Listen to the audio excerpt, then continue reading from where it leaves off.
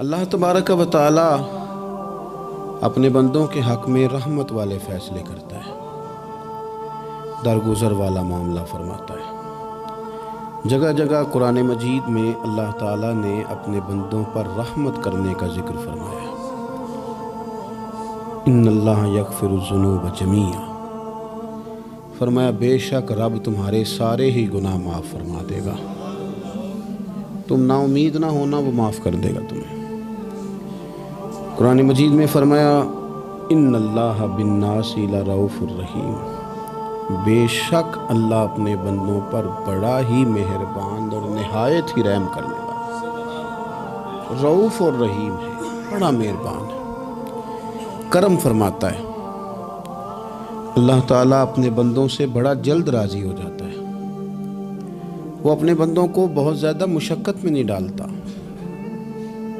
وہ اپنے بندوں سے اپنی نعمتوں کا بدلہ نہیں چاہتا، بہت سخت مشقت والی عبادتیں نعمتوں کے بدلے نہیں چاہتا، وہ بڑی جلدی رحم فرماتا ہے۔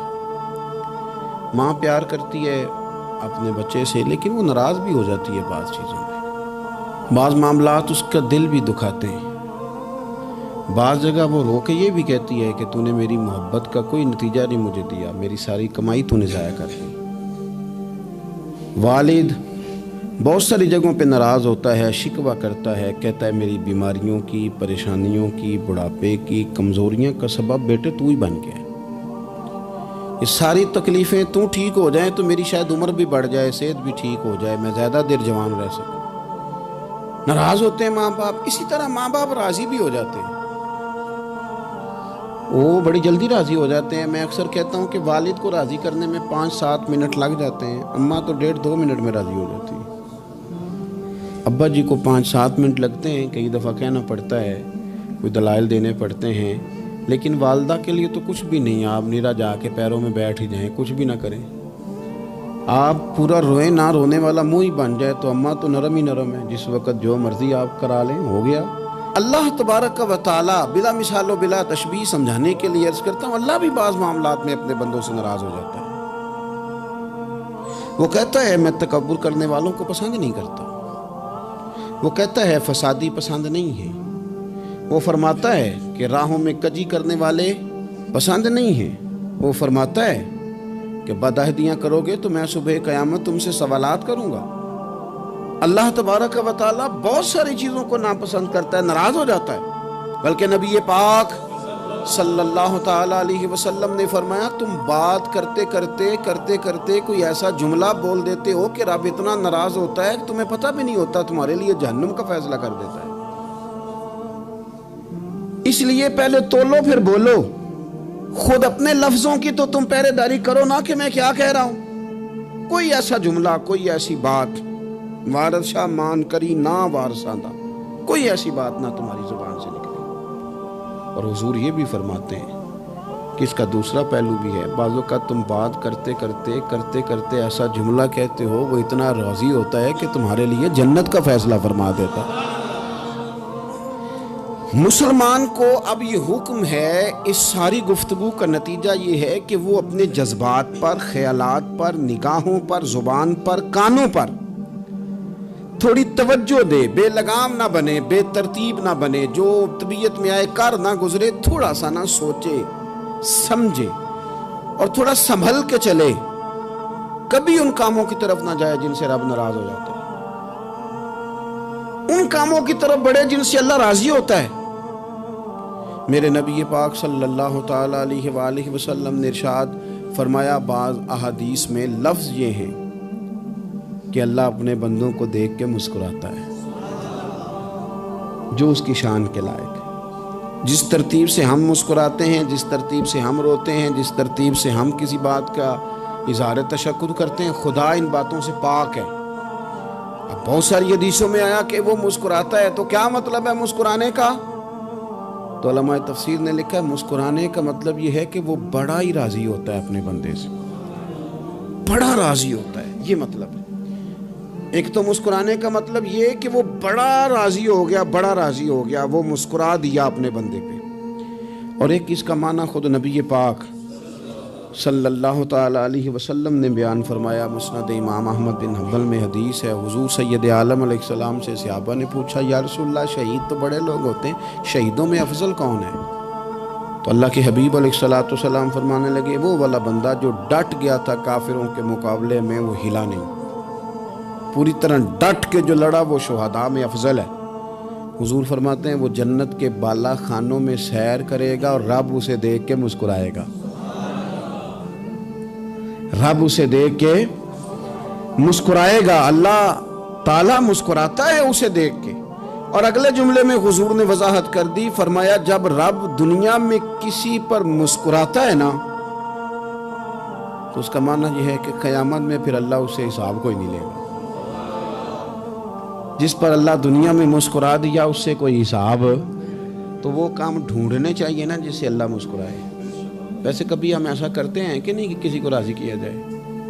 یہ کام ہم کرتے ہیں کہ ہماری کمپنی کا جو سربراہ ہے وہ ہم سے راضی رہے، جس ادارے میں ہم پڑھاتے ہیں اس ادارے کا بڑا ہم سے راضی رہے، یہ کرتے ہیں ہم۔ اس کے لیے کچھ نہ کچھ ہیلے بہانے ہم کرتے ہیں، برادری، قبیلہ، علاقہ، بستی، لوگ کسی طریقے سے ہمارے ساتھ مطمئن رہیں، کرتے ہیں نا یہ سارے کام۔ اس میں تھوڑی مشکل بھی ہمیں آتی ہے لیکن کرتے ہیں، کیا کریں۔ گھر میں بھی کئی دفعہ ایسا ماحول بنانا پڑتا ہے۔ چلیں ایک اور میٹھی مثال دیتے ہیں، زیادہ سمجھ میں آئے گی۔ چھوٹا بچہ خوش رہے، آپ اس کے لیے محنت نہیں کرتے؟ وہ چھوٹا ہے، اس کو خوش کرنا فرض ہے ابا پہ، لیکن وہ کہتا ہے کہ میں نے موٹر سائیکل لینا ہے۔ چھوٹا ہے، چلا ہی نہیں پائے گا، تو ابا پھر اسے راضی کرتا ہے، کہتا ہے بیٹے چھوٹا سائیکل لے لے، چل میں تجھے اڑانے والا جہاز لے دیتا ہوں۔ مقصود کیا ہے کہ اس کو ناراض نہیں کرنا، یہ روئے نہ، اس کا دل نہ ٹوٹے۔ ہو یارو سنو نا میں کیا کہہ رہا ہوں، اگر چھوٹے بچے کے لیے وہ چیزیں ڈھونڈتے ہو، میرے ابا جی نا اپنے نواسے کے لیے کھلونا لے کے آئے تو بچہ بڑا ہی کھیلا، تو ابا جی کہنے لگے لو پیسے پورے ہو گئے میرے۔ بچے کو پسند بڑا ہے نا، پیسے پورے کر چھڑے نے، دیکھو نا جی کتنا اس کو راضی ہوا ہے۔ تو انسان کیا کرتا ہے کہ کوشش کرتا ہے، چھوٹا بچہ بھی ناراض نہ ہو تو وہ چیزیں وہ ڈھونڈتا ہے کہ اس کو کیا پسند ہے، چاکلیٹ لے جاؤں، فلاں چیز لے جاؤں، آئس کریم لے جاؤں۔ تو ایک بچے کے لیے، گھر کے لیے، سربراہ کے لیے اتنی محنت کرتے ہو، تو وہ کام بھی ہمیں ڈھونڈ کے تلاش کرنے چاہیے نا جس سے رب راضی ہوتا ہے، اللہ راضی ہوتا ہے۔ بتاؤں وہ کون کون سے کام ہیں؟ نبی کریم صلی اللہ تعالیٰ علیہ وسلم نے ارشاد فرمایا 3 لوگ ہیں جنہیں دیکھ کے رب مسکراتا ہے۔ یا رسول اللہ صلی اللہ علیہ وسلم وہ کون کون سے؟ تو محبوب فرمانے لگے، ایک وہ بندہ ساری مخلوق سوئی ہے، آدھی رات ہے، رات کا پچھلا پہر ہے، اس نے اٹھ کے وضو کر لیا، مصلی پہ کھڑا ہو گیا خدا کی یاد میں، فرمایا اسے دیکھ کے رب مسکراتا ہے جو اس کی شان کے لائق ہے۔ مسکراتا ہے اللہ۔ یہ تو سونے کا ٹائم تھا، یہ تو گہری نیند آنے کا وقت تھا، رات کا پچھلا پہر۔ رات پوے تے بے درداں نو نیند پیاری آوے، تے درد منداں نو یاد سجن دی ستیاں وی آن جگاوے۔ اور ساون کی کالی راتوں میں جب بوندا باندی ہوتی ہے، وہ راتوں کو اٹھ اٹھ روتے ہیں جب خلقت ساری سوتی ہے، اللہ مسکراتا ہے۔ اور سننا میرے بھائی، میرے نبی پاک صلی اللہ تعالیٰ علیہ وسلم فرماتے ہیں جب مسلمان نماز کے لیے صفیں بناتے ہیں نا، ترتیب لگ رہی ہوتی ہے، اب اللہ کی بارگاہ میں کھڑے ہوں گے، قیام کریں گے، رکوع کریں گے، سجود کریں گے، فرمایا جب مومن صفیں بناتے ہیں تو رب دیکھ کے مسکراتا ہے، مسکراتا ہے۔ کمال ہو گئے عروج بندگی کا، جب بندے کو دیکھ کے رب مسکرائے۔ خدا بندے سے خود پوچھے بتا تیری رضا کیا ہے، مسکراتا ہے۔ اور میرے نبی پاک علیہ السلام فرماتے ہیں جب مجاہد جہاد کے لیے صفیں سیدھی کرتے ہیں، آج تو یہ رب کے نام پہ مرنے ہی آ گئے، یہ صفوں میں کھڑے ہوں گے، ترتیب سے لڑیں گے، ترتیب سے گلا کاٹیں گے کافروں کا یا شہادت لیں گے۔ فرمایا جب جہاد کے لوگ صفیں بناتے ہیں تو رب انہیں دیکھ کے مسکراتا ہے۔ کتنے نصیبوں والا وہ بندہ ہے جسے دیکھ کے مسکرا دیا۔ او یار کبھی تیرا بیٹا تیرے سامنے مسکرائے نا چھوٹا، تو تیرا دل باغ باغ ہو جاتا ہے۔ تیری ماں بیمار کسی ایک دن صحیح طرح ہنس پڑے تو طبیعت خوش ہو جاتی۔ مجھے بتاؤ نا جس کا رب بھی اسے دیکھ کے ہنس پڑے، جو اس کی شان کے لائق ہے، کیا اس بندے کے نصیبیں ہیں، کیا اس کے مقدر ہیں۔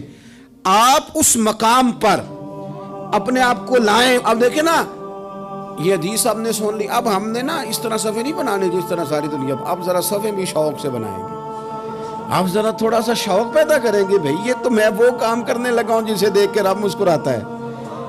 نبی پاک صلی اللہ علیہ وسلم نے فرمایا جب کوئی بندہ توبہ کرتا ہے نا,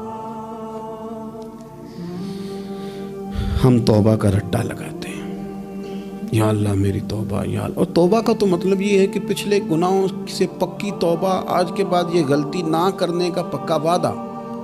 تو نے ساری شب برات رو کے گزاری ہے, بتا سویرے جھوٹ جوڑنے کا ارادہ ہے تیرا؟ آج کے بعد رشوت تو نہیں نہ لے گا, ملاوٹ تو نہیں نہ کرے گا, یہ توبہ ہے. اور اگر سارے کام اسی طرح کرنے تو پھر یہ توبہ کا رٹا ہے, جتنا مرضی لگاؤ.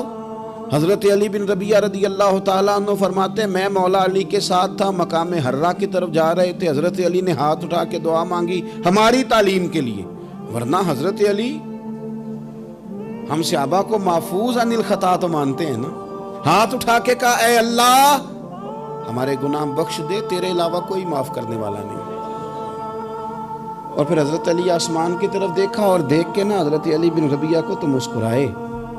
حضرت علی بن ربیعہ کہنے لگے حضور مسکرائے کیوں ہو؟ فرمانے لگے ایک دن میں حضور کے ساتھ اسی طرح آیا تھا, اسی طرح حضور نے دعا فرمائی تھی ہماری تعلیم کے لیے, اور پھر حضور مجھے دیکھ کے مسکرائے تھے اور فرمایا جب کوئی بندہ رب کی بارگاہ میں اس طرح استغفار کرتا ہے تو رب مسکراتا ہے, اور مسکرا کے فرماتا دیکھ لو میرے بندوں کو پتا ہے کہ میرے علاوہ معاف کرنے والا کوئی نہیں, انہیں پتا ہے. تم اس کی بارگاہ میں رجوع تو لاؤ, آؤ تو صحیح دو آنسو لے کر. اقبال کہتے ہیں کہ موتی سمجھ کے شان کریمی نے چن لیا, قطرے تو گرے میرے ار کے انفعال کے. دو میں نے آنسو بہائے تھے تو اس کے کرم نے تو موتی سمجھ کے چن لی. سنو نا حضور اس استغفار کو اللہ کو یار رات کو توبہ کر کے سونا چاہیے ہمیں. کچھ غلطیاں ہم کرنا نہیں چاہتے پر ہم سے ہو جاتی ہیں, کچھ دل ہم توڑنا نہیں چاہتے پر وہ ٹوٹ جاتے ہیں, ہماری مجبوری ہوتی ہے ٹوٹ جاتے ہیں. رات کو اس کی بارگاہ میں ہاتھ باندھ کے کشکول طلب دراز کر کے خوب استغفار پڑھنا چاہیے کہ مالک بندے ہیں نا کیا کریں, نفس کا ساتھ ہے, دنیا کا ساتھ ہے, خواہشات نفسانیہ, مالک معاف کر دے. درد سے توبہ, رسم نہ ہو, کہانی نہ ہو, لفظ نہ ہو, جملے نہ ہو, اور جناب ایسے لوگوں کے بیچ بڑے ہاتھ باندھ کے اور بڑا کوئی ضرورت نہیں. آپ اکیلے اپنی چارپائی پہ بستر کے اندر منہ دے کے بھی درد سے کہیں گے نا معاف کر دے تو وہ تو مہربانی بڑا ہے. میرے نبی پاک صلی اللہ علیہ وسلم مثال دیتے ہیں, فرمایا ایک آدمی صحرا میں جا رہا, صحابہ سے حضور خطاب کر رہے ہیں, فرمایا ایک آدمی صحرا میں جا رہا تھا, اس نے اپنی اونٹنی پہ کھانا پانی پیسے ہر چیز رکھی ہوئی تھی. صحرا تھا بہت بڑا, درمیان صحرا کے گیا تو تھوڑا سا سستانے کے لیے آرام کرنے کے لیے اونٹنی سے نیچے اترا. اب اس نے اونٹنی کی لگام, اونٹنی کی نکیل اپنے سرہانے کے نیچے رکھی, ہاتھ کے ساتھ پکڑی اور سو گیا. تھوڑی ہی دیر کے بعد جب اس کی آنکھ کھلی تو دیکھا اونٹنی غائب ہے. صحرا میں وہ پیدل نہ آگے جا سکتا ہے, نہ پیچھے جا سکتا ہے, نہ دائیں نہ بائیں, کھانے کو روٹی نہیں, پینے کو پانی کا قطرہ نہیں, تھوڑا ادھر بھاگا ادھر بھاگا, تھک گیا. کریم محبوب فرماتے ہیں وہ پوری طرح نڈھال ہو گیا اور مایوس ہو گیا, معاذ اللہ, مایوس ہو کے دوبارہ اسی جگہ آ کے لیٹ گیا جہاں پہلے لیٹا تھا. انتظار کرنے لگا کہ اب موت ہی آئے گی, آخری وقت ہے, نہ میں پیدل یہ صحرا کراس کر سکتا ہوں, نہ پیچھے جا سکتا ہوں, نہ کھانا ہے نہ پانی ہے, سوائے موت کے کوئی سہارا نہیں. حضور فرماتے ہیں وہ رستے میں دوبارہ لیٹ گیا, اچانک اس نے رخ بدلا تو اونٹنی سامنے کھڑی تھی. حضور نے صحابہ سے پوچھا بتاؤ نا اسے بھلا کتنے کو خوشی ہوگی؟ یا رسول اللہ جسے نئی زندگی مل گئی ہے. آپ دیکھیں نا سارے ڈاکٹروں نے کہہ دیا کہ اس کے تو گردے معدہ جگر ہر چیز ختم ہے, گھر لے جاؤ خدمت کرو, ہر طرف پریشانی ہے. وہ بندہ بھی سمجھ گیا ہے کہ آخری وقت آ گیا, کل جاؤں پرسوں جاؤں, تیاری ہو گئی, سب لوگ آ گئے, باہر والے بھی آ گئے, یہ ماحول ایک عجیب رنگ اختیار کر گیا. اچانک ایک ڈاکٹر نے آ کے کہا نہیں غلطی لگ گئی تھی. مجھے بتائیے انداز کیا ہوتا ہے؟